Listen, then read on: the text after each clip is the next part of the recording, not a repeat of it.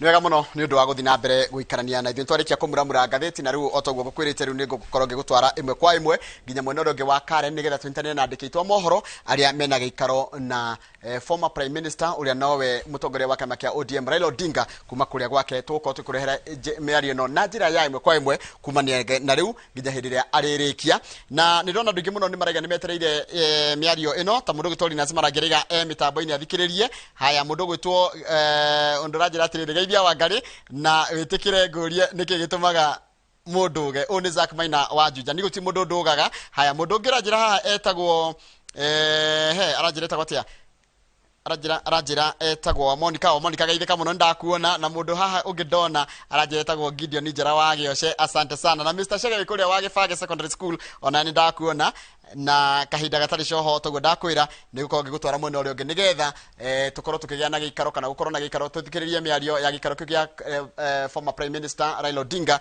ũrĩa ũranĩria na andĩki a mohoro Joel Mucembe geithĩka mũno na mũndũ gwĩtwo Dr. Paul Kĩbico rĩu ndagũtwara ĩmwe kwa ĩmwe nginya mwena ũrĩa ũngĩ wa Karen nĩgetha tũigue mĩario ya mũndũ gwĩtwo Raila Odinga akĩaria na andĩki a mohoro mdhoniwa na vile wanasema kwa Kikuyu ati ngari itaguo ni mundu na mdhoniwa. Ndio sababu nimekuja kuongea na watu wa familia. Sasa nirudi kwa hii vile umesema mambo ya BBI. Nianze kusema kwamba BBI nia ilikuwa ni safi. Vile unavyojua tulikuwa na changamoto mingi katika taifa letu wakati ile.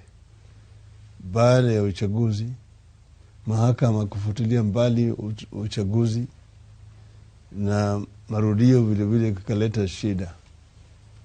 Watu walikuwa wanafanya maandamano, watu walikuwa wanapigana, watu walikuwa wanasusia bidhaa kadhaa, uchumi ilikuwa inaporomoka. Ndio wakati huo sisi tukakutana na Uhuru na tukaongea kwa kirefu. Tukasema tusiangalie tu hii mambo ya uchaguzi ambayo ilikuwa imekwisha, lakini tuangalie kutoka huko chini mpaka hapa. Maana tuko na katiba mpya, lakini hiyo katiba mpya haijasuluhisha shida yale ambayo tulikuwa nayo kabla hatujakuwa na katiba mpya. Kwa hivyo tukasema ni kitu gani ambaye bado inakosekana ili tuweze kurudisha Kenya kwenye gurudumu pale tulipoanza mwaka 63. Ndio kwanza tukaongea kwa kirefu. Baadaye tukaleta wataalamu wakili. Tukawaambia sisi wenyewe tumeongea na tumeona shida ni hii na hii na hii na hii. Tukawapata jukumu ya kwanza kuweka kwa maandishi. Ndio wakaandika. Baadaye tukaangalia na tukakubaliana zikawa ni mambo 9. Hiyo ndio imekuwa ile memorandum maagano tulikuwa naye. Na baada hiyo sasa tukaweka jopo kazi kuzuru Kenya na kuongea na Wakenya na kuuliza maoni yao. Na hiyo jopo kazi ilikuwa inakwenda kwa counties, inakuwa na kikao na watu huku na wauliza maswali. Baadaye wakatoa ripoti ambayo sisi tukapeleka kwa kongamano kule Bomas. Hii ripoti ikatolewa huko. Watu wakatoa maoni yao. Tukakubaliana ya kwamba hiyo ripoti tata ilirudishwe kwa wananchi tena kwa mazungumzo. Tena tukaweka jopo kazi mingine wale wakaendelea na wakawa tena na mikutano kwenye town halls. Na sisi vile vile tukaanza mkutano wa hadhara kuongea na Wakenya kila mkoa. Tukaenda kule Kisii tukakutana na viongozi kutoka Nyanza na baadaye tukaenda kwa mkutano wa hadhara huko Kisii. Tukatoa hiyo ripoti. Tukaenda Kakamega tukafanya namna hiyo. tukaenda Mombasa namna hiyo, Kitui namna hiyo, Narok na Masai, tukaenda Garissa, tukaenda Meru kwa mlima. Ilikuwa tuende Nakuru mwisho, ndio hii shetani ya COVID ikaja ikasimamisha. Lakini baadaye wale viongozi wakasanya maoni ya watu huko wakaleta. Kwa hivyo hii mambo kusema, hii uamuzi ya mahakama kusema ati wananchi hawako shurutishwa, mimi sielewi, na sioni vile mtu yeyote katika siku za usoni anaweza kubadilisha katiba kupitia kwa hii kitu ambayo inaitwa popular initiative. Kama unasema ati hiyo ati wananchi hawakuwa involved, sasa wananchi watakuwa involved namna gani? Kama wewe na wanataka kubadilisha katiba na mwanze kwanza kusanya sahihi 1,000,000, si tulisanya 4,000,000 sahihi. Lakini hiyo ni baada ya sisi kutembea katika kila mkoa na kuongea na wananchi wote. Hizo jopo kazi imeenda mara 2 katika kila county za 47. Bado nasema ati wananchi walikuwa hawajaelewa. Hata saa ile ambao walikuwa naweka sahihi, ulikuwa unaandika pale tu wewe umesoma hiyo ripoti na umeelewa, ndio unaweka sahihi zako. Sasa wanasema ati there was no public participation. So mimi sielewi public participation ya hii mahakama ni gani, sielewi. Lakini sisi tunasema kwanza tulikuwa tunataka kuangalia, unaona katiba inasema ati wanataka akina mama wawe 30%, yani 1/3 katika kila kikao county assembly na bunge. Wakati huu haijawezekana. Uchaguzi umefanywa mara 2, bado haijafanyika. Hiyo BBI ilikuwa na suluhu ya hii mambo ya gender. Okay? Pili, kumekuwa na ubaguzi juu ya ugavi ya rasilimali hapa katika taifa letu. Kuna eneo zingine ambayo watu ni wachache lakini wanapata pesa mingi zaidi kuliko wale ambayo wako wengi. Kwa mfano, chukua mfano ya Kiambu. Iko na watu 2,500,000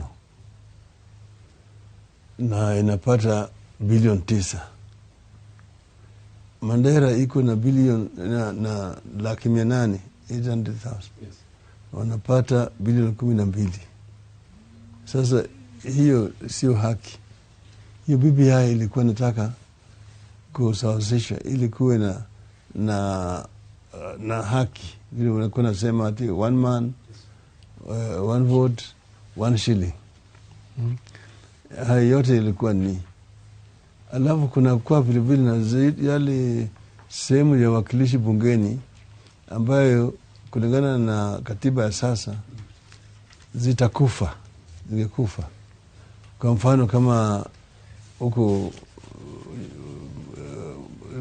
mlimani huko, kwa mfano mkoa kaunti ya Nyeri, watu poteza Othaya, Mkureni na Tetu.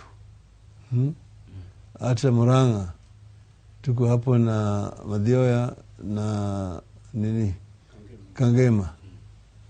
Hata Kirinyaga, Daragwa zitaenda. Hiyo ilikuwa suluhu ndani ya hiyo BBI. Kuna mambo mengi. Kwa mfano kujaribu kuleta pesa mashinani, ili kuzidisha idadi ya pesa ambayo inakuja katika counties, na vile vile kuweka ile ward fund. Hayo yote yalikuwa ni pendekezo ambayo yalikuwa ndani ya BBI. Kwa mimi nasema mimi na Uhuru tulikuwa na shabaha ya kujaribu kuleta yale ambayo inaweza kusaidia Wakenya. Kwa hivyo isisemekane ya kwamba hawa ni watu walikuwa ni majambazi, ambao wametumia pesa ya raia nje mbaya. BBI ilikuwa inajaribu kuvunja katiba na kadhalika. Lakini sisi tumezoea kama Wakenya. Ukitaka kuleta mambo mazuri, kila mara kunakuwa na pingamizi. Tulipokuwa tunasema ati tunataka Kenya katiba ibadilishwe, tutoe ile kifungu kunaitwa section 2A ili tuwe na multiparty.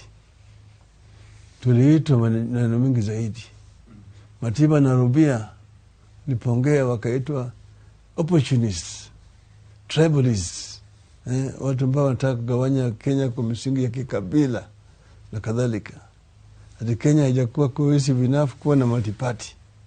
Hadi itachukua miaka 100 kabla Kenya haijawezi kuwa na multiparty. Sisi tukasema ni multiparty. Tukasema tuende Kamkunji tulize wa Kenya. Na tulipokuwa tumeweka 7 tuende Kamkunji, Matiba na Rubia walichotwa tarehe 2. Mimi nikachotwa tarehe 4. Tukapelekwa detention. Rubia aligonjeka huko mpaka karibu akapotea kwa sauti yake. Matiba akapata stroke ambayo ilimfanya yeye awe kama ni garbage kwa maisha yake yote, kwa sababu tu kusema tulikuwa tunataka multiparty. Mimi nilipotoka hapo walikanifuata tena, tuanzisha Ford mpaka mimi nikaenda huko uhamishoni huko Norway. Lakini mwishowe hiyo multiparty ilikuja kwa sababu Wakenya walikuwa wamesema itapatikana. Kwa hivyo tumeona pingamizi mingi zaidi. Wakati ile kupigania uhuru, kuna wengi walikuwa nasema ati ukoloni iendelee. Wakapeleka hata delegation kule Ulaya ya kupinga uhuru. Najua yale ambayo yalifanyika. Yeye nitaongea juu yake baadaye. Okay. On the same issue, nikimalizia mheshimiwa, inaonekana ama imesemekana ama inazidi kuonekana ni kama kuna mvutano kati ya judiciary na executive. Sijui utasemaje kuhusu yale inafanyika Kenya hii. Sio ni Kenya peke yake, imefanyika katika nchi zingine. Sasa zingine kuna kuanga na mvutano baina ya pembe 3 ya serikali. Bunge pande hii,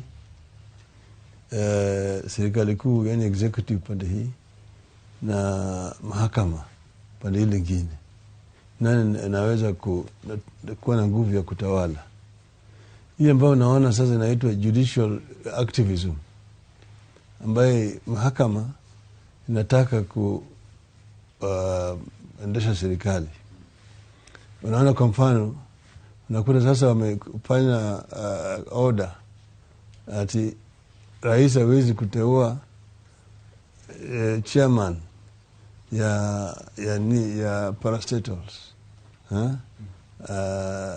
without public participation. Hata mawaziri hawezi kuteua members ya boards ya parastatals. Juzi rais alipochukua Kenya Meat Commission kutoka kwa wizara ya kilimo na kaweka kwa wizara ya ulinzi, wakasema hiyo ni unconstitutional. Sasa reordering the government and responsibilities within the executive, wanasema ati unconstitutional. Sasa unaona executive imewekwa mahabusi. Manake kila parastatal iko na sheria yake. Every parastatal has got an act of parliament which specifies how a chairman is appointed, how members of the board are appointed. Sasa mahakama imeenda pale imetoa ambayo imefunga. Sasa ukikiuka unasema ati you are not respecting court orders. But are those orders themselves legal and constitutional? This is a question that you need to ask. Upande mwingine unakuta bunge vile vile na vuruta pande ile nyingine. Wanataka kufanya kazi ya executive. Unakuta Senate wanaenza huku Mombasa, wanafaa toa order ati construction of housing project isimamishwe. So how does the Senate stop work going on? The Senate can only ask the executive, because that is the work of the executive. Sasa utakuwa unakwenda pale ambayo itakuwa na chaos katika taifa letu. Hakuna mtu ambaye anajua ati responsibility yake inatoka hapa inakwisha wapi. Na hii itaweza kuleta shida sana kwa utawala katika taifa letu. Labda niongeze tu kidogo swali moja. Mheshimiwa Odinga, mlisema kwamba BBI ikianguka hamtafika mahakama ya Supreme. Lakini ni kama jana tumesikia, tunaona kwa vyombo vya habari secretariat ya BBI inataka kufika mahakama ya Supreme. Sijui unawaunga mkono? Na wewe mwenyewe ulisema hamtaenda Supreme. Tulisema ati sisi, mimi na Uhuru, tumesema ingawaje hatukuja kubaliana na ile uamuzi wa mahakama, tunaheshimu uamuzi wa mahakama. Kama vile 2013 nilisema sisi hatujaridhika na uamuzi wa mahakama, lakini tunaheshimu ni uamuzi hiyo. Kwa hivyo tumesema hatutakata rufaa katika mahakama ya Supreme Court.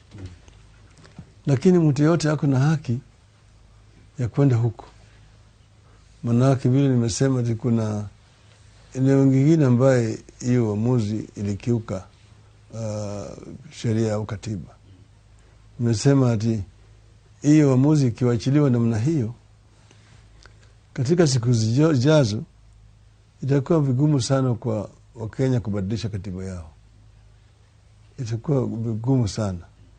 Hata kama unaona hapo iko mbaya, itakuwa mbaya, vigumu sana. Manake utafanyaje? Unatakana utafute sahihi 1,000,000. Alafu hiyo sahihi ipeleke kwa tume ya uchaguzi. Tume ya uchaguzi ifanye ukaguzi. Ili masharti ambayo wameweka juu ya ukaguzi ya hizo sahihi ni gumu sana. Kwa hivyo itakuwa karibu, naweza kusema kwa kimombo, impossible for Kenyans to amend the constitution even if it is necessary. Na labda kuna njia zingine ambazo mnapanga kutumia kuhakikisha kwamba yale makubaliano ama malengo ya BBI yameweza kuafikiwa, ikizingatiwa kwamba sasa mahakama imesema kwamba BBI haiwezi kuendelea. Hiyo tumewachia Wakenya wengine. Mimi na Uhuru tumesema tutaangalia mambo ya mbele. Yale ambayo yalikuwa kwa BBI ni mazuri zaidi. Na sisi tumesema ati tumeweka tu kando ili tuangalie mambo hii ya uchaguzi na kuja. Lakini tutarudia wakati ikifika. Na tutaongea na Wakenya. Kama Wakenya wanaona inatakikana, sawa. Maana yale ambayo wangefanya, wangewacha Wakenya ndio waende waamue. Kama hiyo mabadiliko ambayo ilikuwa katika hiyo pendekezo ilikuwa ni mbaya kwa Wakenya, Wakenya wangesema la. Na wangetupilia hiyo kitu mbali. Lakini sasa mahakama ndio inastopisha, huwezi kuendelea naye mbele. Sasa tunaona hiyo sio sawa. Lakini kwa sababu ni mahakama na wamepewa jukumu hiyo ya kuamua, tunaheshimu. Na tumesema sasa hiyo sisi tumeweka kando. Hatutaendelea na, lakini watu wengine wana haki ya kuendelea mbele kuuliza swali. Lakini pia tumebakia miezi 11 tuingie katika uchaguzi mkuu, na katiba inasema kwamba hatuwezi fanya mabadiliko ya katiba mwaka mmoja tukielekea katika uchaguzi. BBI ni kusema kwamba mambo yake ni kwisha, ama mtatumia mbinu zingine kama vile bunge ama vile ambavyo unasema kutumia watu binafsi? Vile sisi tumesema kwamba BBI lengo yake ilikuwa ni nzuri, na tumesema ikiwa kama wakati sasa ni kidogo, tumeweka kando, tutarudia baadaye, na tutapatia Wakenya fursa ya kujadiliana juu ya hiyo mambo. Lakini yale ambayo nasema ni Waswahili wasema majuto ni mjukuu. Angalia yale shida ambayo itakuwa. Manake ikiwa kama sasa watafanya uchaguzi, lazima yale sehemu wakilishi bungeni, yani constituencies zingine zifutiliwe.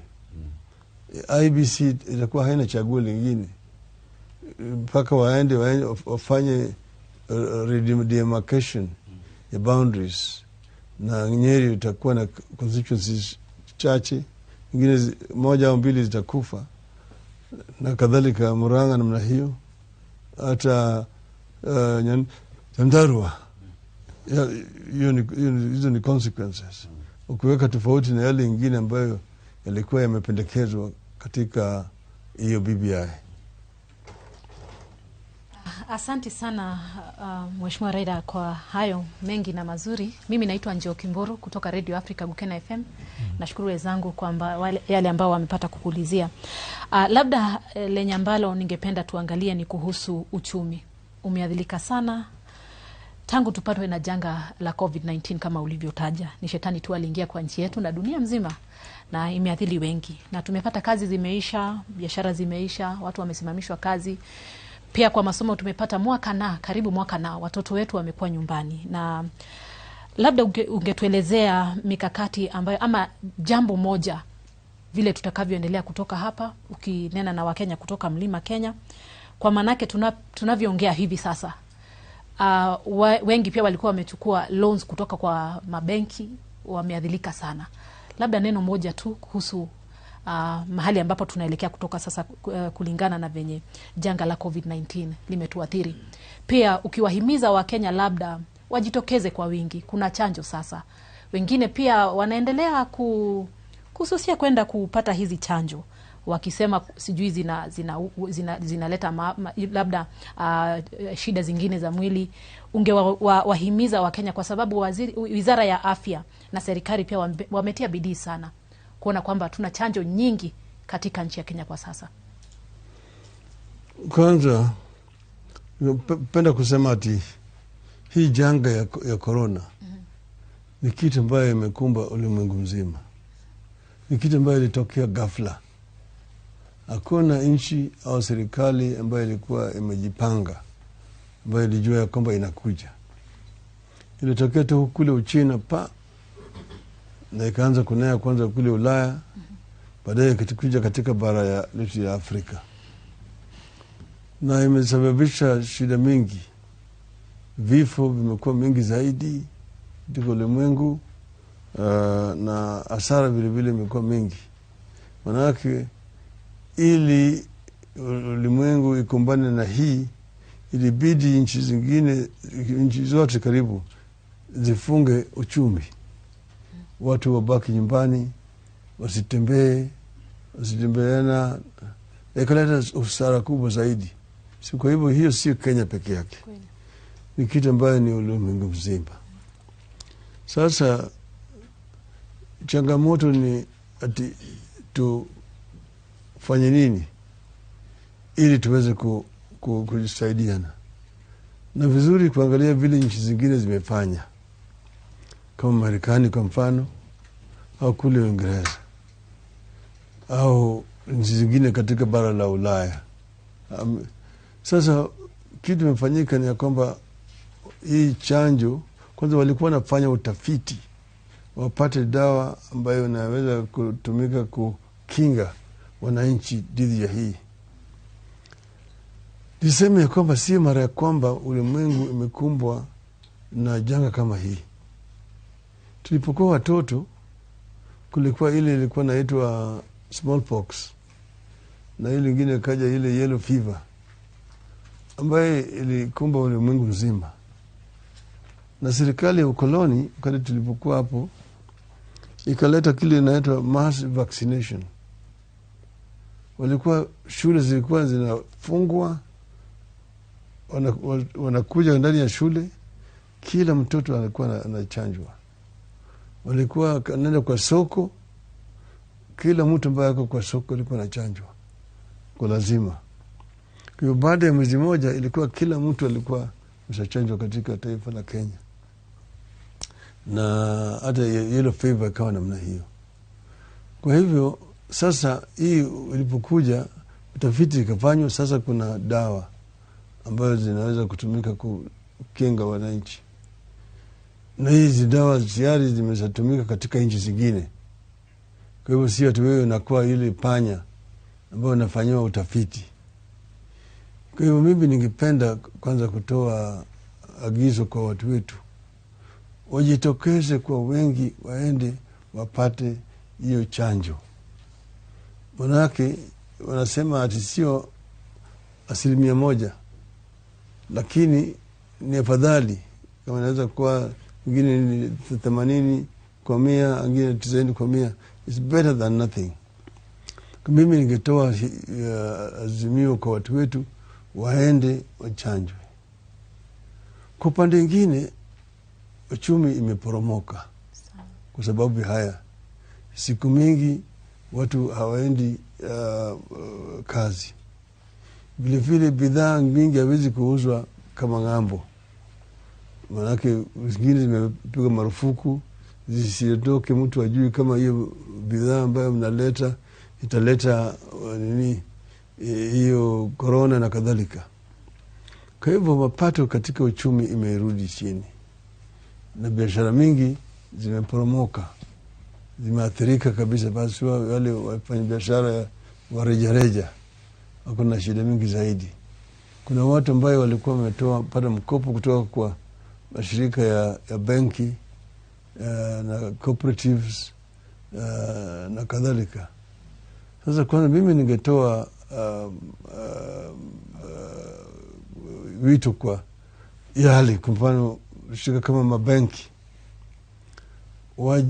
wasaidie wananchi, wafutilie kwa mfano mambo ya interest waiver, interest rates ambayo inaathiri biashara ya watu ndogo ndogo.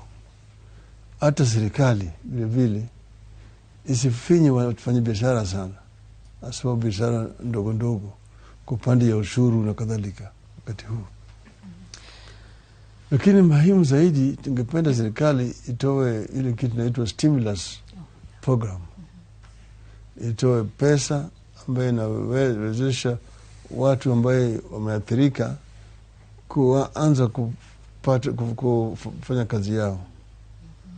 Ile iko ingine inaitwa cash transfer ambayo inaweza kupewa kwa wale watu ambaye hawajiwezi. Ingine walikuwa wameanza wakati ile kazi mtaani ambayo ilikuwa inaajiri vijana na kina mama katika miji hapa. Na mimi ningependa ifanyike katika huko Lisaboni. Tuna kazi mtaani na kazi mashambani. Hiyo inaweza kusaidia wananchi wengi zaidi wakati huu ambao tuko na shida zaidi. So hivyo wakati huu si wakati ya kutoa lawama. Serikali ijafanya hii na kadhalika. Wakati huu ni wakati wa kushauriana na kujaribu tusaidia na kama Wakenya, na tusaidia hata kwa serikali ili tuweze kutoka katika hali hii ambayo ni mbaya zaidi. Naona kule Uingereza tayari sasa wamefungua uchumi. Manake watu yote wamechanjwa, watu ambao wanahitaji kuchanjwa. Hasa watu ambao wako na umri ya miaka 30 kwenda juu wamechanjwa. Kwa hivyo kule hata mambo ya maski sasa hakuna. Watu wanaendelea kazi yao kawaida. Umeona katika Uingereza hata kwa Premier League sasa fans wamerudi kwa kiwanja. Lakini hiyo inawezekana hata hapa kwetu, ikiwa kama watu wetu wanaweza kukiri ile agizo ya serikali ya kwenda kupata chanjo. Kuna porojo mingi ambayo inanezwa katika taifa letu. atio hiyo nini, ukipewa hiyo ni chanjo, labda wewe utakuwa hanisi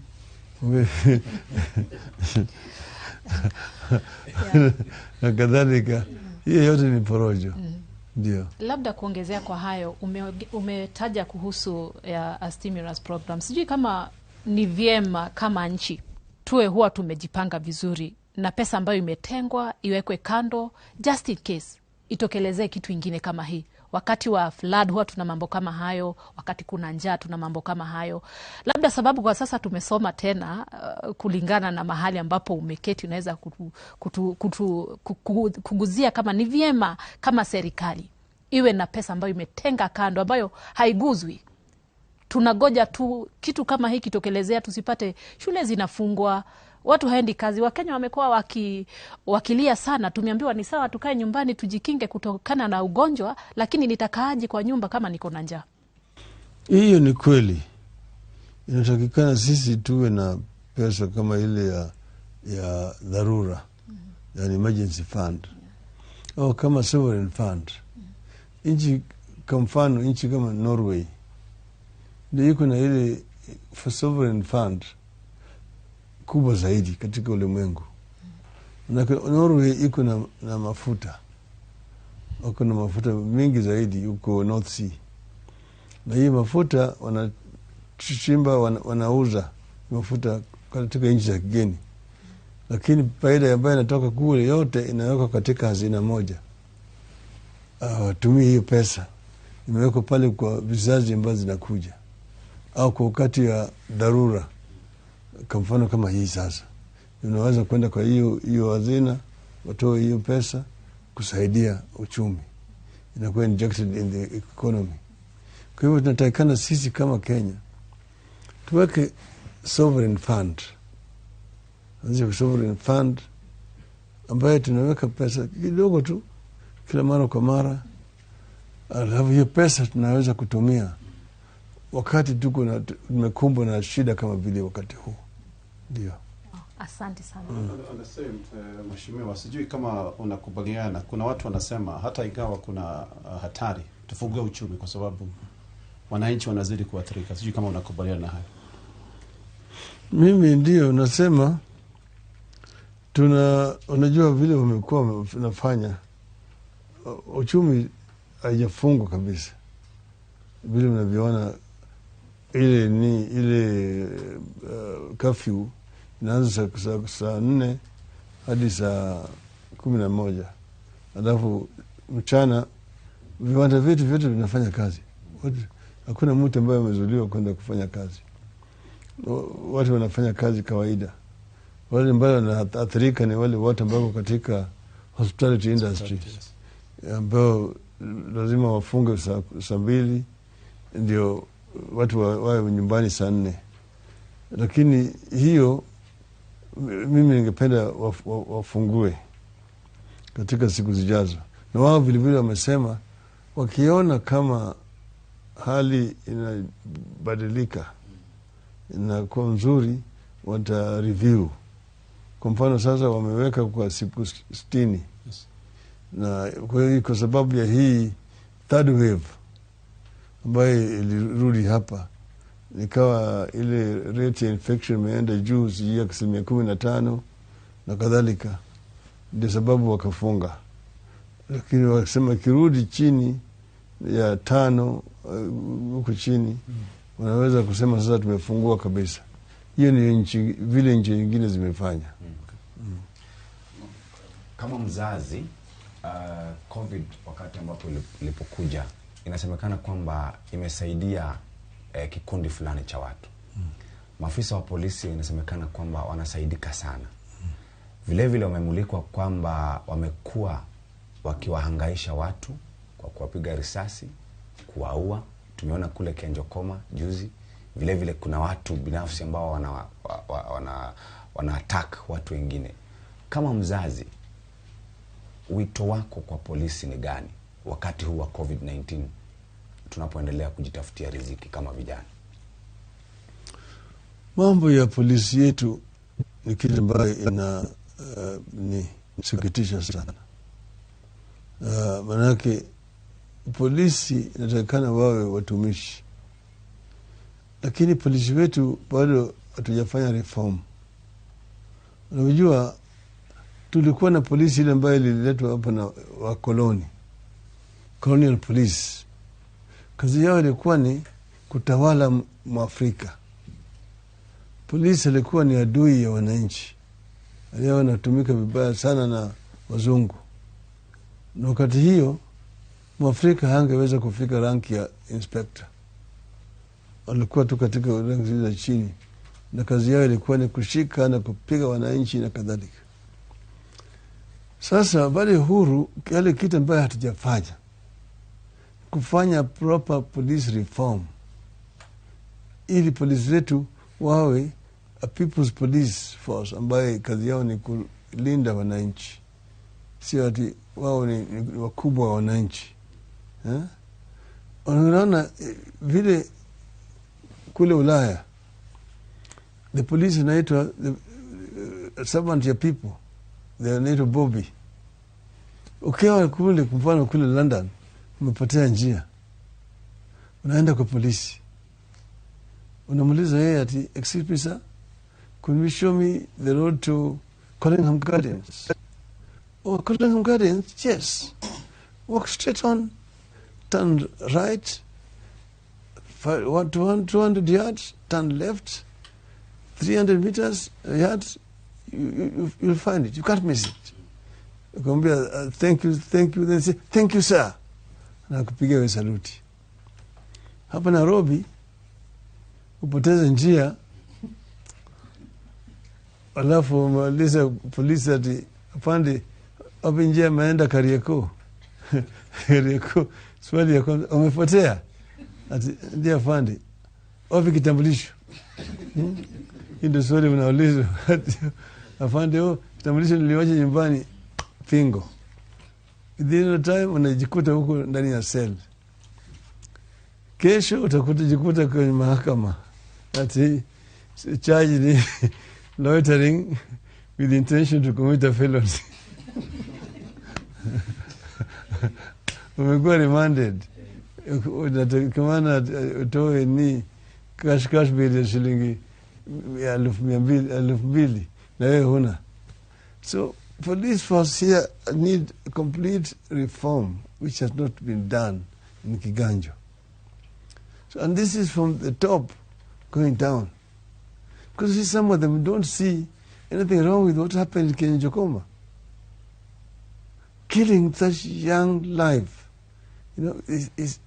there can be no more impunity than that.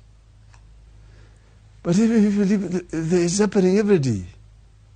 One is in Nakuru, the other one is in Murang'a, the other one is in Migori, the other one is in Kakamega, you go in Turkana, it's all over the place.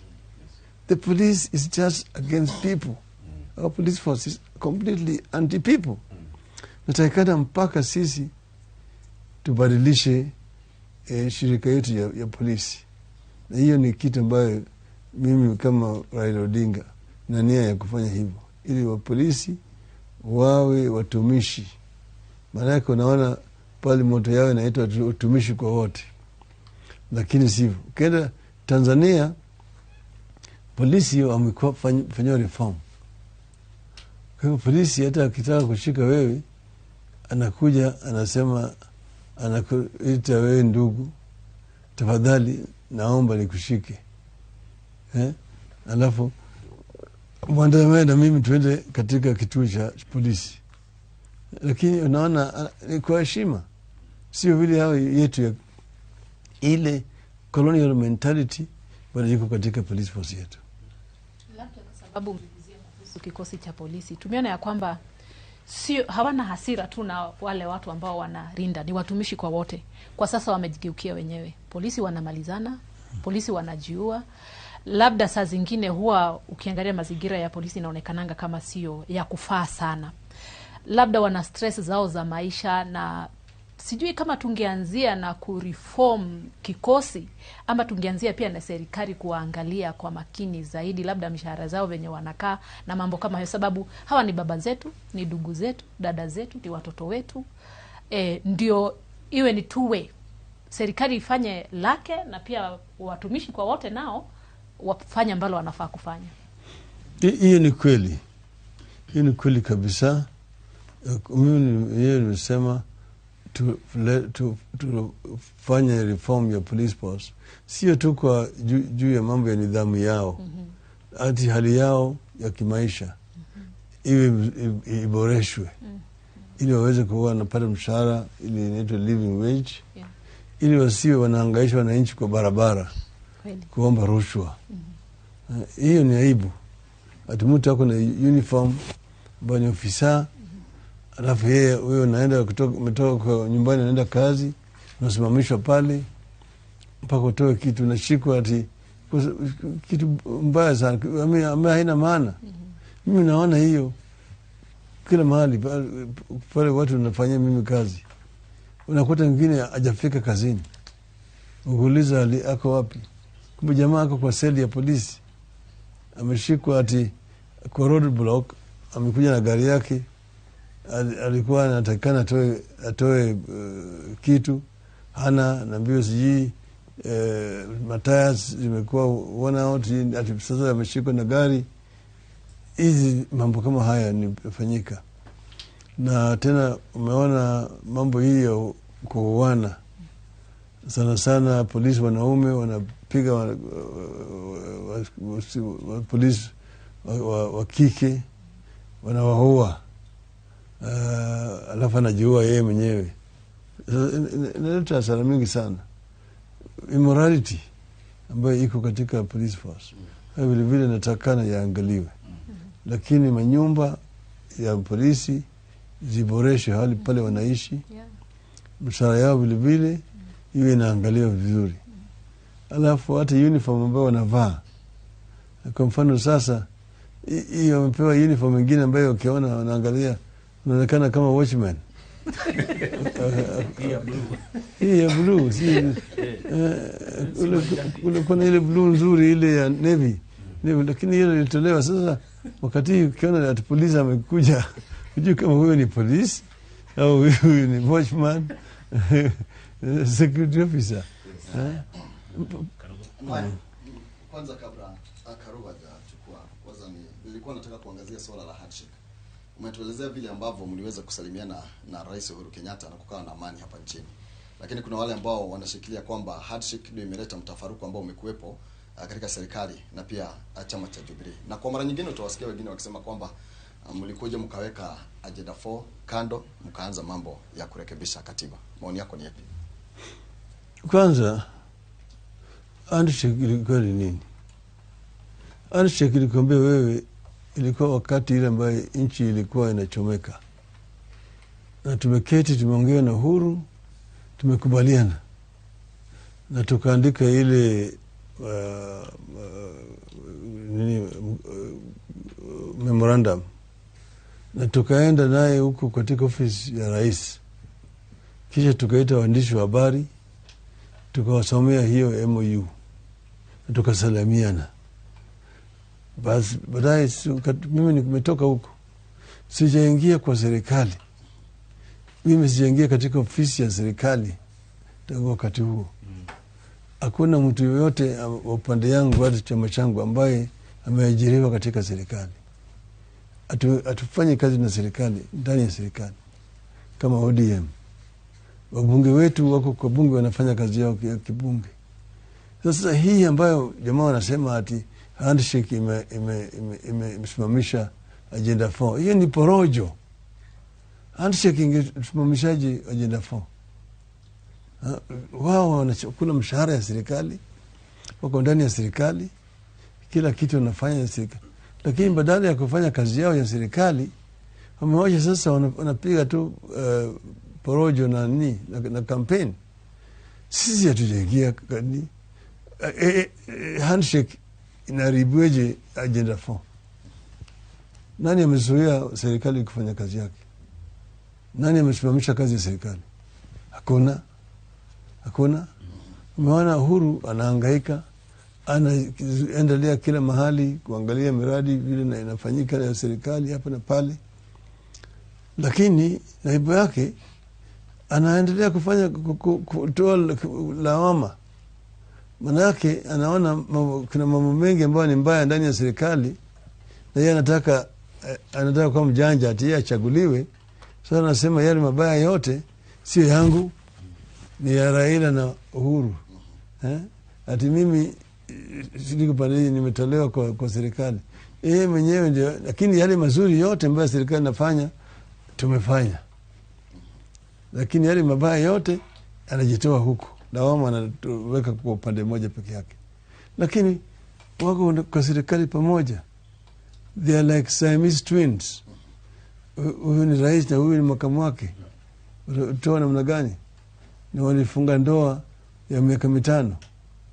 Na sasa mwingine anawachia kazi mwenzake ili asipewe lawama. Sisi tuko nje ya serikali. Sisi hatuko kwa serikali. Kwa hivyo yale yote ambayo yanafanyika kwa serikali hatuwezi kuhusishwa na huko. Mimi sipati pesa kwa kazi ya serikali. Ili pesa ambayo napata kidogo ni ile ya kustaafu ambayo ni imewekwa kwa kikatiba. Kuniwezesha mimi tu kuishi kama vile Kibaki anapata, hata Nyayo alikuwa anapata, hata Mudi Awori anapata. Hiyo ni pesa peke yake mimi napata. Sipati pesa zingine. Jamaa akona kila kitu kwa serikali na bado yeye anapinga. Wazungu wanasema you cannot have your cake and eat it. So Mheshimiwa, in view of this, sijui kama unakubaliana na wanaosema Deputy President, kwa sababu bado wanateta akiwa ndani, inafaa jiuzulu. Sijui kama unakubaliana na wanaosema hivyo. Unajua, hii sio mara ya kwanza tu kuna makamu wa rais. Babangu mzee Jaramogi Oginga Odinga alikuwa ndio makamu wa rais wa kwanza. Wengine watakombea wewe ati hilo ilikuwa ni katiba tofauti. Lakini sio hivyo. Yale yalivyokuwa, yeye hakufutwa na Kenyatta. Lakini aliona kama mambo yalikuwa yamebadilika. Alikuwa hapewi kazi. Ndio sababu yeye akasema hawezi kukaa, na akaandika barua. Hii barua bado wanaweza kupata katika archives. Ambayo alisema ati I cannot justify earning public salary without responsibility. The future generation will look very much unkindly at me for doing so. And because of this, I hereby tender my resignation. Akaandika barua kwa rais na akajiuzulu. Kwa hivyo kama unaona kama mambo si sawa, na wewe ni mtu ambaye kuna principles, sema tu ati mimi nimeona mambo si mzuri kwangu, kwa hivyo I'm not going to tolerate this, I'm resigning. Alafu wewe unajiuzulu. Mimi kwa mfano nilipokuwa mbunge wa Lang'ata na kwa ambayo nilichaguliwa kwa Ford Kenya, tulipokwenda kule bungeni tukawa na shida juu ya hii mambo ya Goldenberg. Mambo ya Goldenberg ilipokuwa enda mrama, mimi nikasema siwezi kuendelea kukaa kama mbunge kwa hii tikiti ya chama cha Ford Kenya. Na nikaandika barua kwa speaker, nikajiuzulu. Nikasema mimi nitarudi kutetea kiti yangu na chama kingine. So nilijiuzulu tarehe 31 ilikuwa ni Disemba mwaka wa 96. Na nikarudi recontest my seat on an NDP ticket. Nikachaguliwa. Sasa kwa mfano wale wabunge wengi ambao wako pale wanasema watu bado wako Jubilee lakini wako kwa ni UDA. Kwa nini wasijiuzulu? Jiuzulu vile sheria inasema, kwenda kwa wananchi, tetea kiti yako na chama mpya. Hiyo ndio what is called political principle. But otherwise it's just hypocrisy. Yes. This country has been led with hypocrisy. Asante. Kwa sababu ya masaa tutaenda moja kwa moja. Tuna maswali mengi ambayo tuko nayo hapa na tungependa kuyagusia kwa sababu ni maswala kutoka kwa wananchi. Mimi naitwa Peter Karogo, Shoro FM, KBC. Juzi ulisema utakuwa Mlima Kenya na ukifanikiwa kukwea hiyo mlima, wananchi wa sehemu hiyo ni matarajio gani ama manufaa gani watakuwa nayo? No, mimi nimesema Mlima Kenya ni Kenya, na wakaaji wa Mlima Kenya wana haki ya kupata huduma ya sawa. Manake ni watu ambao wanatoa ushuru. Tuna ushuru mingi ambayo inatoka katika Mlima Kenya, na nilisema ati nitaongea na wakaaji wa Mlima Kenya niwaeleze yale manufaa ambao wanapata. Mimi nimekuwa waziri wa barabara na ujenzi. Unajua mpango mingi ya barabara ambazo zinatengenezwa huku sasa ilipangwa na mimi. Kwa mfano ile barabara ya Mamao basi sasa wanajenga, mimi ndio nilipanga wakati ile nyingine. Hii barabara sasa ambayo naona Kenol kuelekea Marua, hiyo kwa mpango yangu. Lakini mimi natoa shukrani kwa Rais Uhuru sasa kutimiza yale tulikuwa tunataka.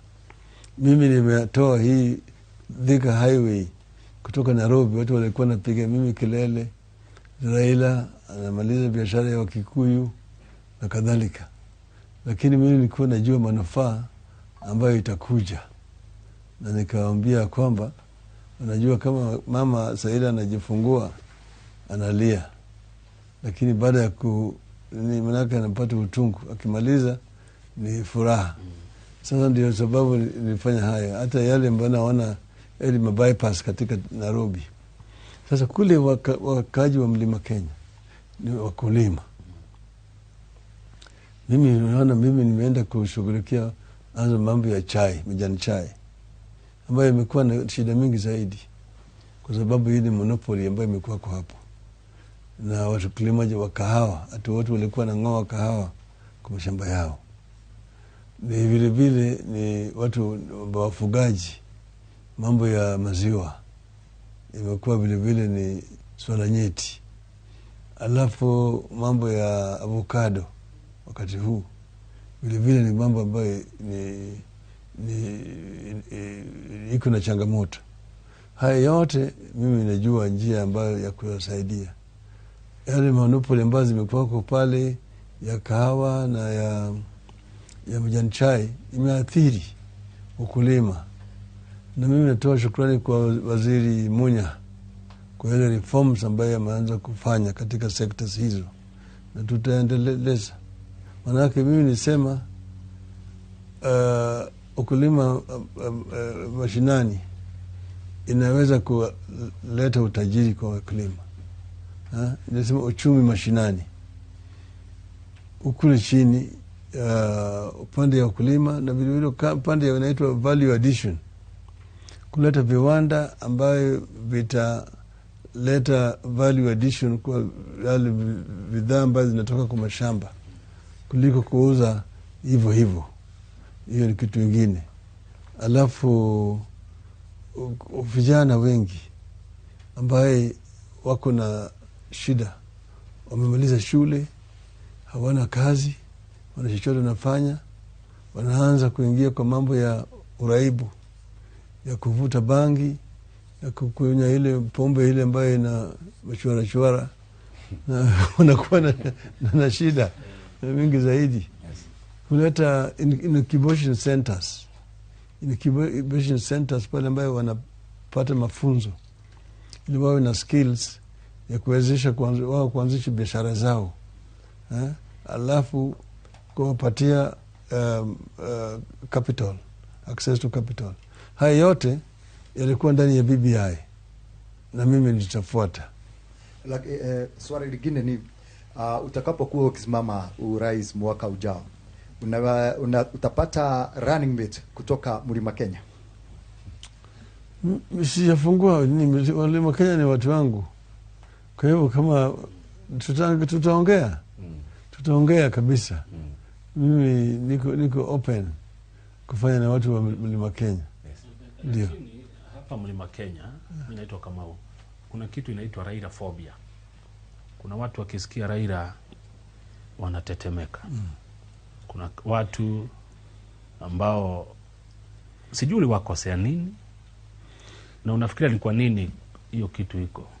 Mimi sijakosea watu wa Mlima Kenya. Wingi yake imekuwa ni porojo. Kwanza ile phobia kwanza ilikuwa wakati ile ya Nyayo, tulikuwa tunapigana na Nyayo. Na wakasema Raila ni mtu hatari sana, ambaye ukiwa naye karibu ni anaweza kukudhuru. Hiyo ilianzia wakati ile.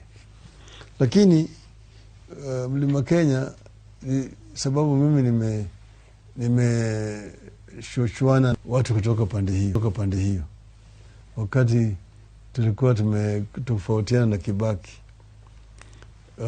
kukawa sisi tuna kampeni. Hiyo ni moja. Ingine ni Uhuru. Lakini wacha nirudia kwa historia huko chini.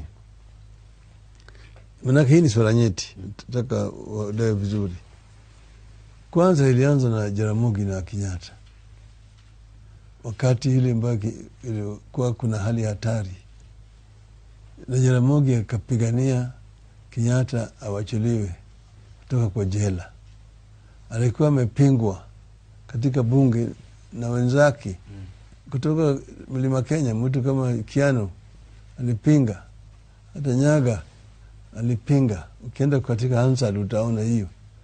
Lakini Jaramogi hapo Juja, tukaingia Thika mpaka tukavuka Chania na Bendera, tukaingia Murang'a Kenol, kutoka pale tukaingia Murang'a Town, tukaenda Sagana, tukaenda Karatina, tukaenda Mkurueni, tukaingia Udhaya. Kila mahali tulipoenda na Kibaki walikuwa nasema, kaona Raila nasema Mtongoria jamba. Wakati huo wale wengine walikuwa nataka kuzuia mimi kuongea, wananchi wakasema pana Raila mpaka ongee. Mimi nilikuwa na uzuri sana na watu wa Mlima. Yale yamekuja fanyika ni tulikuwa na MOU ambayo tulikuwa tumeandikana tutabadilisha katiba. Wale watu ambao walikuwa wamezingira Kibaki wakaenda wakakataa mambo ya hiyo katiba. Wakasema hiyo ni mambo watu wanajitakia makuu. Na hiyo kwanza. Tukaenda tena baadaye tukaenda Bomas kujadiliana juu ya mambo ya katiba.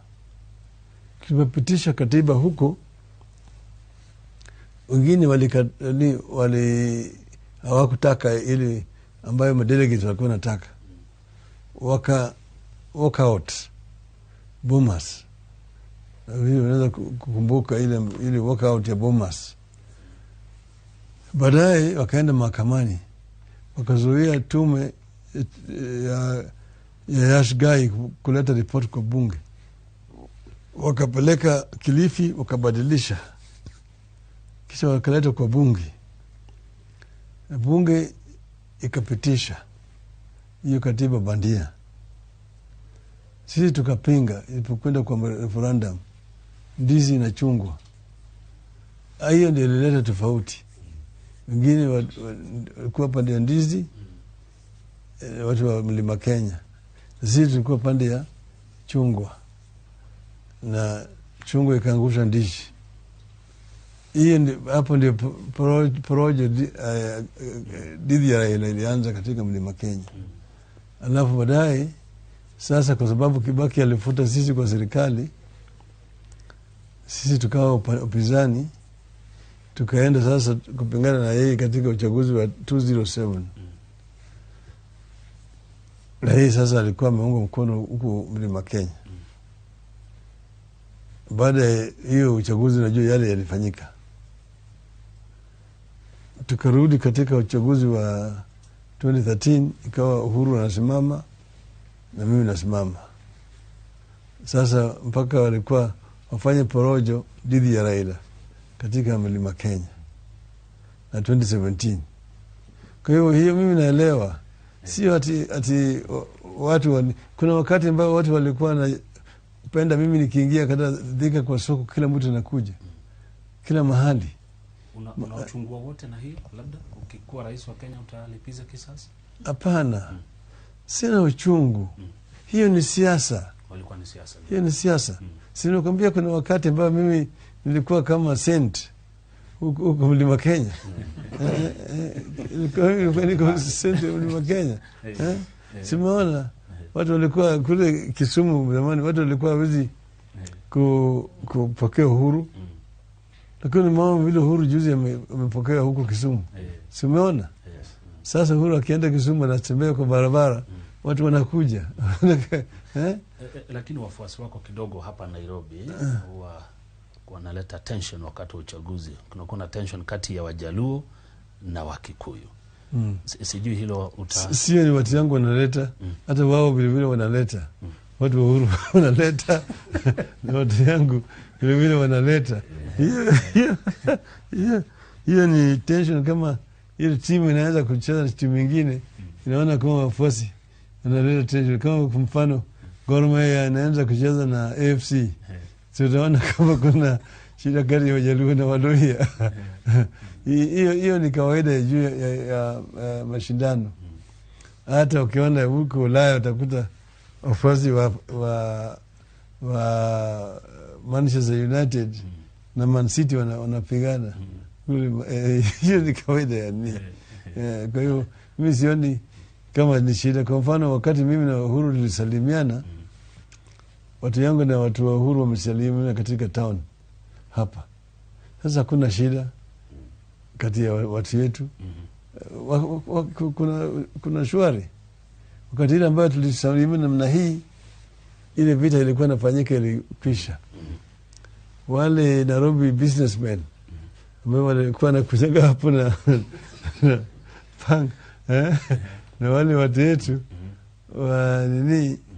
walisalimiana. Hiyo handshake ni ya kudumu ama ilikuwa tu ni wakati huo? Alafu tena turudi kwa fujo uchaguzi wa mwaka ujao. Vile tulikaa na Uhuru, tulikubaliana ati tunataka kurudisha Kenya kule tulianza 1961, 62, 63. Watu wetu walikuwa kitu kimoja. Kwanza mwaka 1960 pale ambao walipoenda kule Kirigiti Stadium Kiambu kuanzisha chama cha KANU. Kusemekana ati KANU ni chama cha makabila kubwa, Wajaluo na Wakikuyu. Wengine wakaenda wakaanzisha KADU ati ya makabila ndogo. Lakini hiyo uhusiano walishikana na imeleta uhuru mpaka KANU ikashinda uchaguzi wa 1963 na kukawa na muungano na urafiki kwelikweli bani ya makabila ya Wakenya wote. Hiyo ndio tunasema tunataka turudisha urafiki na undugu ya makabila yote ya Kenya. Hiyo ndio maana ya handshake. Ili tuweze kumaliza hii, tuwe kama Tanzania ambaye ukimaliza mtu atuweni kabila gani anakuambia wewe ni Mkenya. Hapa Tanzania hatuulizi watu juu ya mambo ya kabila vile Mwalimu Nyerere alifanya. Hii ndio tunataka, ili Mjaluo na Mkikuyu wawe kama wandugu. Mkamba na Mjaluo na Mkalenjin na Mluhya na Mturkana na Mjikenda na Somalia, Masai, kila mtu Kenya hii awe kama Mkenya. Hiyo ndio maana ya handshake. Labda nikizie kidogo tu kwa mahala ambapo tuko kwa sasa kulingana na handshake ambayo umepata na rais. Naona labda ni kama kwamba tumezima moto wa uhusiano wako na rais, mambo iko sawa, lakini kwingine ni kama tunawasha upande wa rais na makamo wake. Na umetuelezea ni vizuri ya kwamba sana sana the intention ya handshake ni kuunganisha watu wote, lakini tukiangalia huku ni kama tena sasa kumekuwa na mvurutano kati ya wafuasi wa rais na tena wafuasi wa makamo wake. Tunazima tukiwasha. Hatutaki kuwasha moto wengine. Tunataka Kenya iwe imeungana kama kitu kimoja. Na hatutaki vita yoyote. Tofauti inaweza kuweko ya kisiasa, lakini tofauti ya kisiasa sio vita. Tunakuwa tunapigana midomo na maneno. Unasema yako na ukimaliza na mimi vile nasema yangu, ili wananchi wawe ndio waamuzi. Lakini tuache hii siasa ya nguvu, ati watu wanapigana, sisi ni wafuasi wa fulani, wafuasi wa fulani, choma ma t-shirts ya fulani, piga wafuasi wa fulani. Hiyo sio siasa ya ustaarabu. Tunataka tuwe tumestarabika kama Wakenya, tufanye mambo yetu kwa njia ya wangwana. Hiyo ndio mimi ningependekeza. Asante sana baba. Baba ni baba. Tunajua kwamba wakati tulipata katiba mpya na tukaingia katika gatuzi, serikali za ugatuzi, maendeleo mengi sana yamefika mashinani, lakini tunaona yangekuwa yamefanyika zaidi ya vile ambavyo tunaona. Na tunajua kwamba katika kinyang'anyiro cha urais, hata wakati ulisimama 2017, hata saa hii umekuwa ukisema kwamba utapambana na ufisadi. Na wakati mwingine, wakati wa BBI ilikuwa juu, wakati maneno ya BBI yalikuwa juu, ilikuwa inasemekana gavana akipatikana na ufisadi akusalimie, yeye ni mweupe kama pamba. Ukasema kwamba utapambana na ufisadi, na ukasema kwamba ajenda yako ya kwanza itakuwa kufunga wale wote ambao wamefanyika ama wapatikana katika ufisadi. Je, mpango wako wa kupigana na ufisadi ukifanyika rais wa Jamhuri ya Kenya, uchaguzi ambao ujao, utakuwa upi? Ni kweli mimi mwenyewe nimesema ati adui mkubwa ya Wakenya ni ufisadi. Ufisadi inaathiri maendeleo kwa sababu inatoa pesa na rasilimali pale ambayo inatakana iwe, na inapelekwa kwa mfuko ya watu binafsi. Hiyo ndio sababu inaathiri. Ni kama wizi tu, inaitwa ufisadi, jina lingine ati corruption. But in actual fact, it's just theft of public property. And hii ndio kitu ambayo tunasema ni adui yetu. Na mimi ningeweza kuarifu ya kwamba ufisadi iko katika nchi zingine vile vile, ulimwengu nzima, hata Marekani ukienda iko. Tofauti kati ya nchi hizo na sisi ni vile hatua zinachukuliwa ikiwa kama ufisadi imepatikana. Kule kama Marekani ikipatikana, hatua inachukuliwa haraka na wale ambao wamehusika wanaadhibiwa mara moja, haraka sana. Hapa kwetu inasheta tena, inachukua muda mrefu zaidi. Kwanza uchunguzi yenyewe inachukua muda. Baada hiyo kipeleko mahakamani inakaa pale milele. Yani sasa kwanza uchunguzi. Wameanza kuchunguza kitu, wanachukua miaka moja, miaka mbili kabla hawajasema wamepata ushahidi ya kutosha. Wakipeleka mahakamani, mahakama imeweka hapa, baada ya miaka mbili, miaka mitatu, hiyo kesi bado haijasikizwa. mpaka unakuta wale washahidi ambayo wangetoa ushahidi wengine wamekufa. Sasa ushahidi yenyewe vile vile imeharibika. Kesi hizi hata katika BBI tumesema tunataka hizo kesi zisikizwe haraka. Hiyo ni moja pendekezo ya BBI.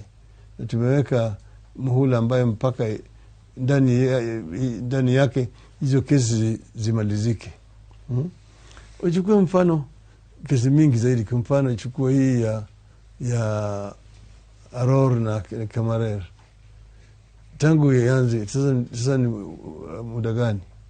Bado hakuna mtu ambaye amepatikana na hatia.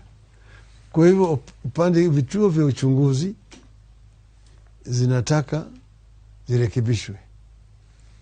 Pande nyingine mahakama yenyewe inalala.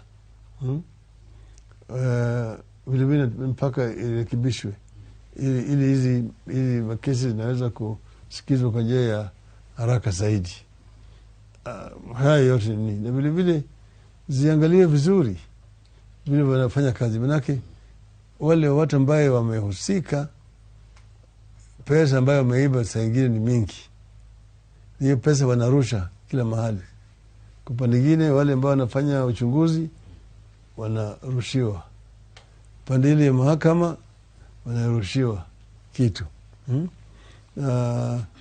Sisi tutapigana vilivyo ili tuweze kuona kwamba kuwa na marekebisho. Umeona wengine wamekuwa wamepigilia rais ati amekataa kuapisha mahakama wengine.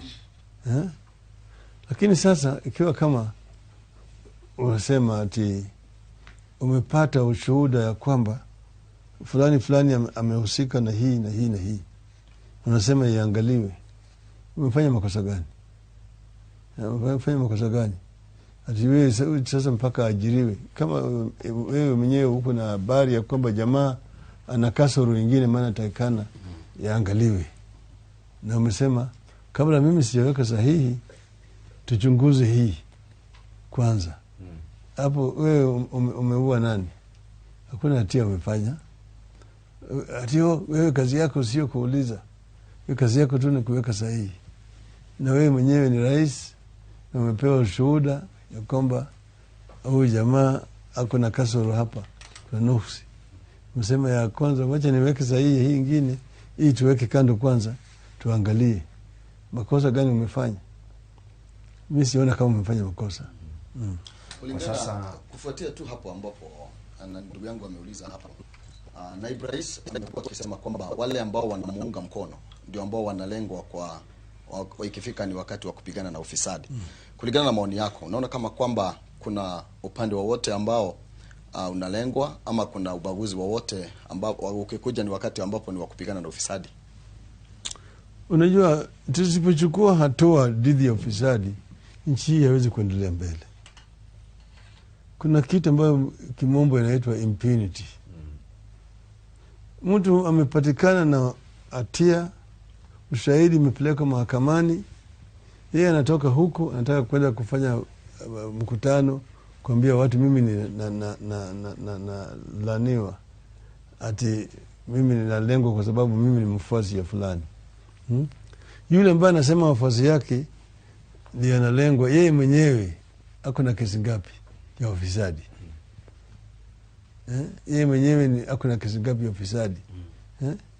Yeye ni kama Al Capone. Ako na kesi mingi sana za ufisadi ambaye ni tu wanarusha tu hapa na pale kwa watu ili nyamaza. Hapo sasa yeye anatetea wale ambao wanataka kushtakiwa na ufisadi. Wewe kuna mabilioni imepatikana account hii ya huyu jamaa ambaye anapiga kelele kutoka Madhira si wapi. Alafu yeye kuna mimi meupe kama pamba. Sasa itaelekewa hapa Kenya hii. Ukweli semwe, Manake tusiposema ukweli hatuwezi kusaidia taifa letu. Kweli. Asante. Unaendelea kutupokea moja kwa moja kutoka hapa Karen, makao ya Right Honorable Raila Amolo Odinga. Tukiendelea kujadili masuala ambayo yanakumba nchi yetu, mambo ya siasa, mambo ya uchumi, mambo mengi sana kuhusu nchi yetu tunapoelekea uchaguzi wa mwaka 2022. Kidogo tutapunga unyunyu na tukirudi tutaendelea na masuala ambayo yamebaki. Endelea kuuliza maswali yako na kutufuata pale katika social media. Asanteni sana.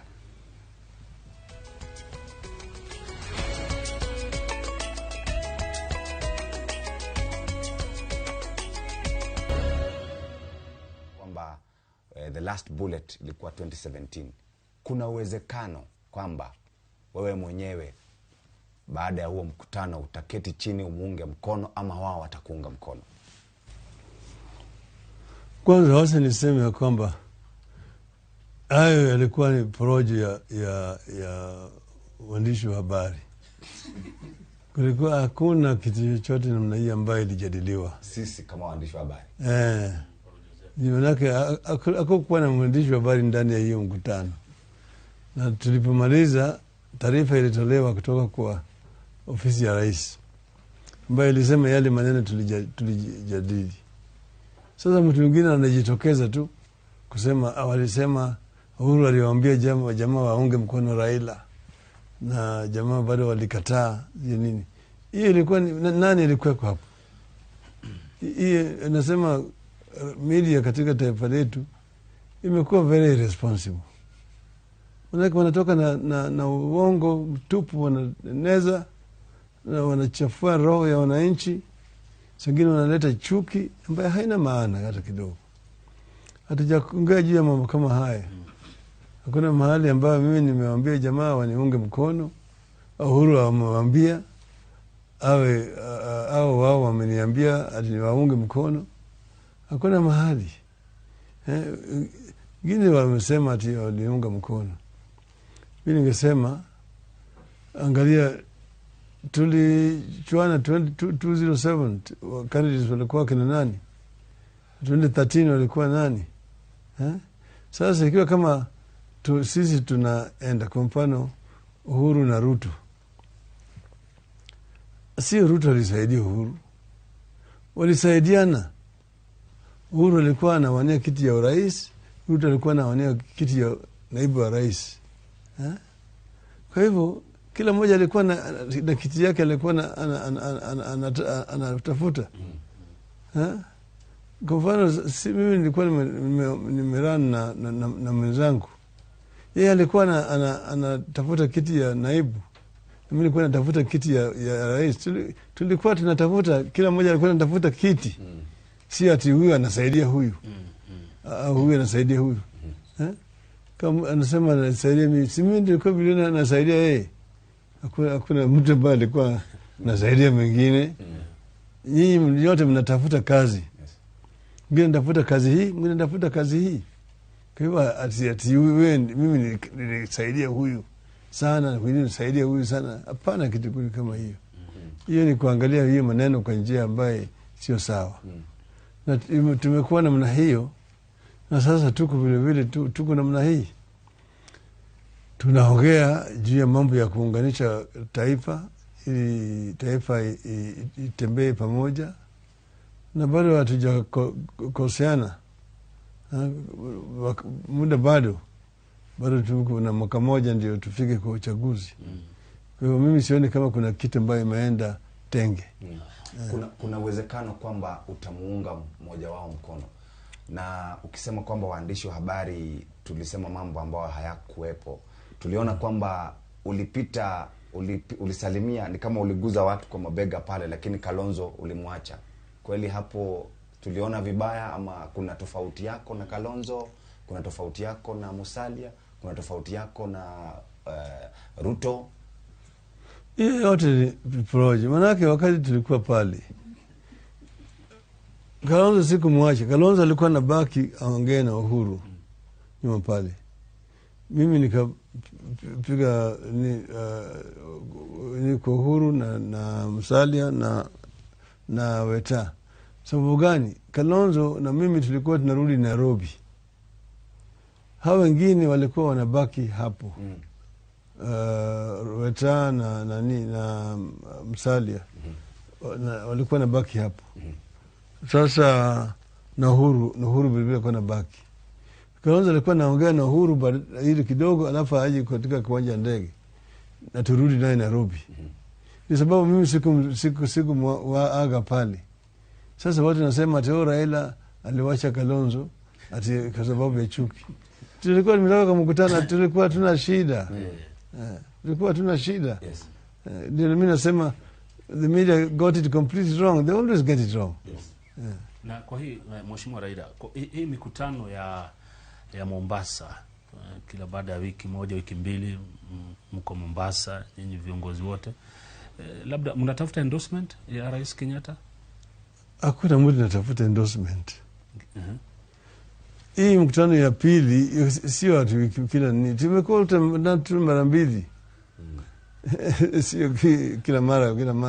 Mara mbili peke yake. Ya pili tulikuwa mambo ya hii ya COVID.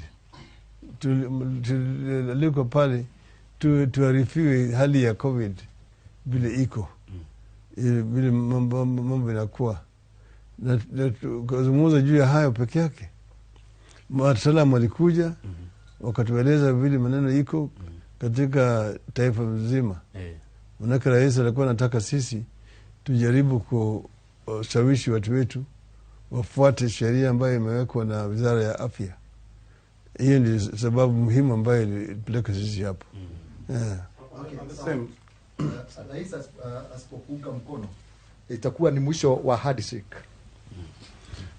Handshake vile tumesema haikuletwa kwa sababu Raila anataka kuwa rais, Uhuru anastaafu. Ilikuwa iko na sababu imeandikwa pale. Tulisema ati wakati sisi tulikuwa tunapigania uhuru, Kenya ilikuwa imeungana pamoja. Umoja wa Kenya ndio ililazimisha mzungu atoke. Wazungu hawakutoka ati walikuwa wamependa. Wazungu walikuwa wamesema wamefanya nchi hii kama yao, kama vile walikuwa kule Afrika Kusini. Tena tulikuwa hapa na wakati hiyo ile sheria ya ubaguzi ambayo Maafrika walikuwa naitwa takataka, bloody African. Sasa Wakenya wakaja pamoja, wakaungana. Wakati ile mbaya, hali hatari ilitangazwa, kulikuwa na shida mingi. Wakati hiyo Mkikuyu alikuwa, manake wao ni walianza vita hii ya Mau Mau. Radio ilikuwa natangaza kila mara, kila asubuhi, ati Wakikuyu na Waembu na Wameru ni watu hatari. Ukiona moja akipita karibu, piga ripoti kwa polisi mara moja. Wakati hiyo. Na kulikuwa kule mbaya sisi tunaishi huko Nyanza. Katika ziwa ya Victoria kuna kisiwa huko ambayo inaitwa Mageta. Hiyo kisiwa ya Mageta, Mau Mau walifungwa huko. Hiyo ndio ilikuwa ni kama Robben Island ya hapa Kenya. Mzee wakina Waruru Kanja walifungwa hapo Mageta. Hapo ni walikuwa asubuhi wanaletwa na boti kutoka katika hiyo kisiwa katika nchi kavu kufanya kazi ya ujenzi ya barabara. Jioni wanarudishwa pale na hiyo boti. Ni kama inachukua kama dakika 30 kutoka kufika hapo na boti. Na walijua ya kwamba hawa watu hawezi kuogelea. Na ukiogelea hapo kuna mamba mingi zaidi. Sasa kwa hivyo ukitoroka na uingie kwa maji utaongea na mamba. Sababu hiyo kisiwa. Na mimi nakumbuka wakati mwingine walipiga mzungu ambaye alikuwa ndiye supervise. Walimpiga wakamuua na wakatoroka watu wawili. Sasa walikuwa wanatafutwa na serikali, wakaleta hizi helicopters zilikuwa zinakimbia kila mahali na wanaongea na loudspeakers na radio inatangaza. Ni wakati ilikuwa inatangaza juu ya mambo ya hatari ya Wakikuyu na Wameru na Waembu. Lakini hao watu walisaidiwa na wananchi mpaka wakatoroka wakaingia Uganda, wale ambao walikuwa wamefanya haya mambo. Ndio wakati hiyo sasa Wakenya wakaungana pamoja. Wakati hiyo Jaramogi alikuwa anatembea na kuambia wananchi ya kwamba Wakikuyu ni ndugu zetu, mkiona Wakikuyu akija mnini akaribishwe.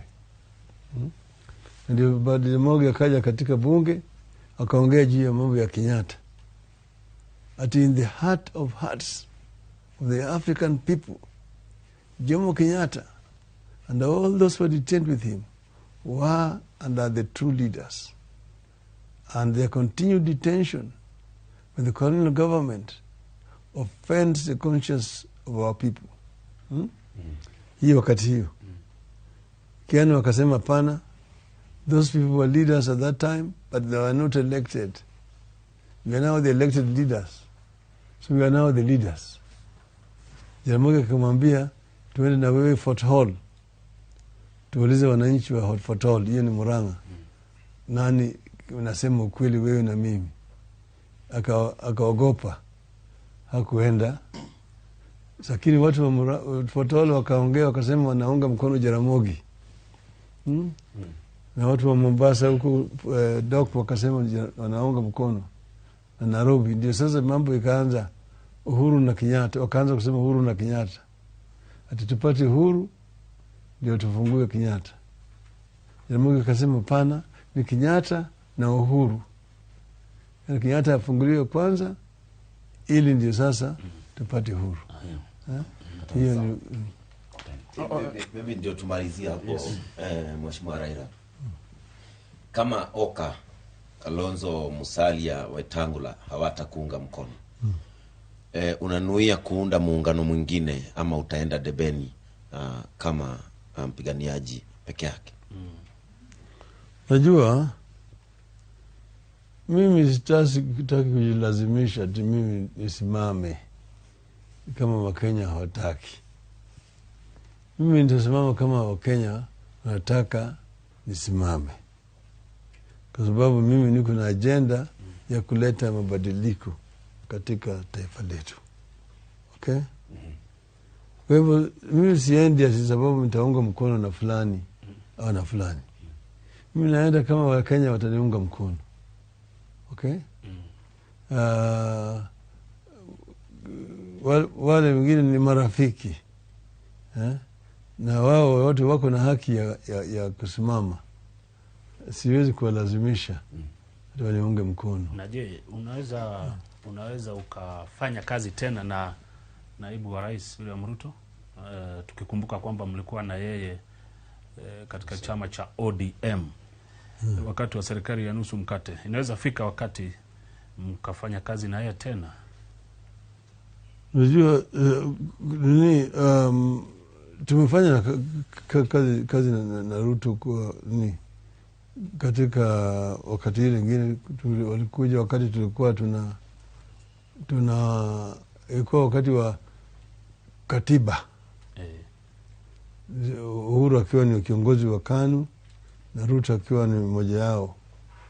Mimi niliwashauri wakubali tuende tupinge, akakubali na tukaungana pamoja na tukapinga.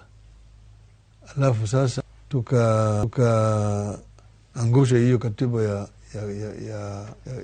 Kilifi.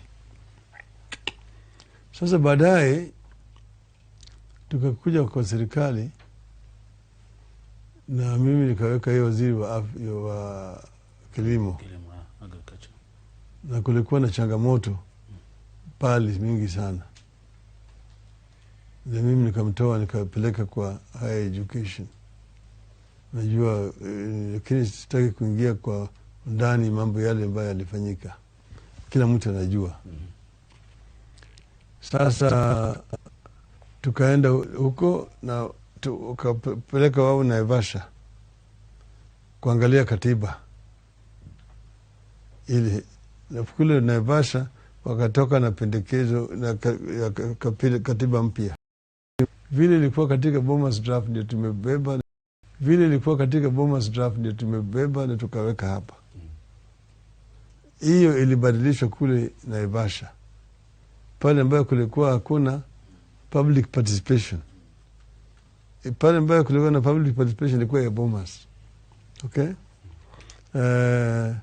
Kwa hivyo alipinga kabisa. Kwa hivyo naweza kufanya kazi na mtu ambaye tunaelewana kisiasa, kwa mambo ya kisiasa. Sangine kwa kifupi sana, kifupi zaidi labda muda wetu kifupi sana. Mheshimiwa Raila, ungetuguzia swala la mkopo katika nchi ya Kenya. Inaonekana ni kama kwamba inasemekana kwa kila 100 ambayo inapatikana shilingi 68 zinaenda kwa kulipa mikopo. Labda ungetuguzia kama hiyo ni sababu moja, watu wanasema ya kwamba ndio nchi yetu uchumi uko na matata kidogo. Hiyo ni kweli. Unajua sisi vile tulikuwa na Kibaki, serikali yetu tulikuwa na mikopo kidogo sana, kwa sababu tulikuwa tunajua namna ya kuendesha uchumi na vile tunazidisha mapato na vile tunapunguza matumizi ya pesa. Hapo ndio imekuwa shida katika serikali hii. Yani kwa upande mwingine mapato imerudi chini. Sio imerudi chini, mingi inaingia kwa mfuko ya watu binafsi, hailetwi kwenye hazina ya serikali. Upande mwingine vile wananunua vitu, utumizi ni mbaya, kuna uharibifu mingi zaidi.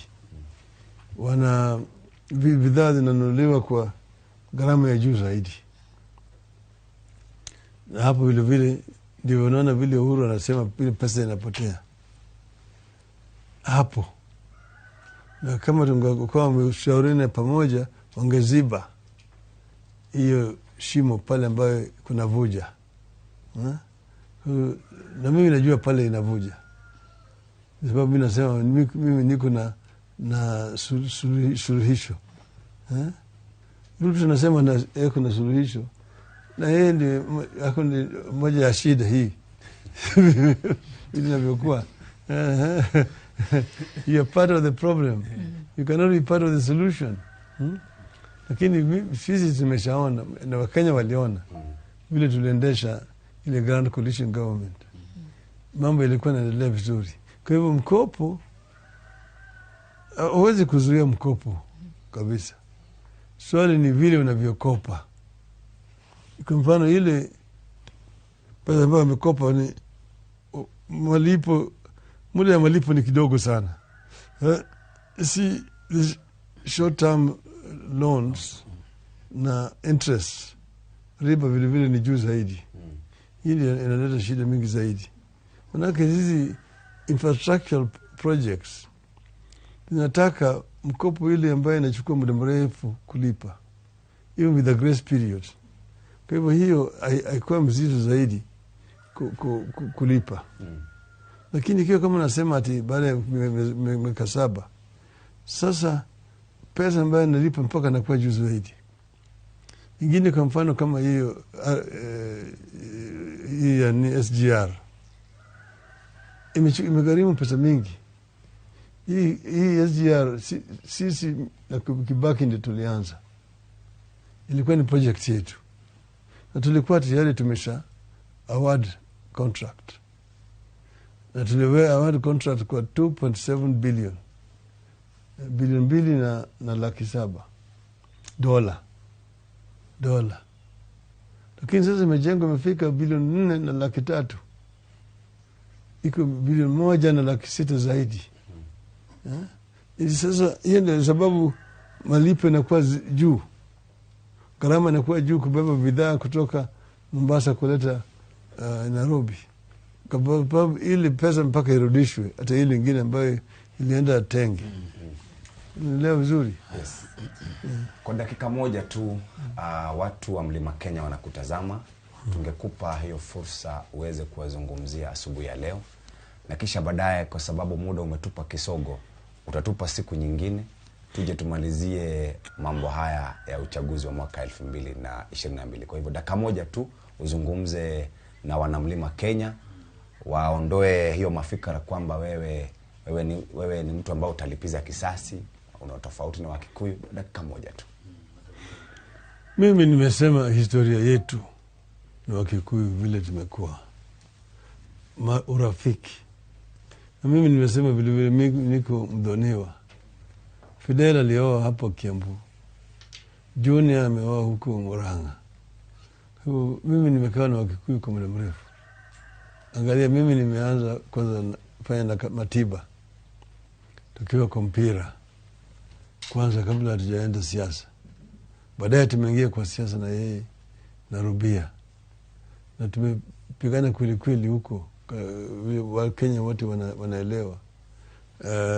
Tumekuwa na watu kama Paul Mwite katika Young Turks Movement, Kiraitu Murungi tumekuwa naye. Tumekuwa na na mzee Waruru Kanja, akuwa rafiki sana kwetu. Tumekuwa na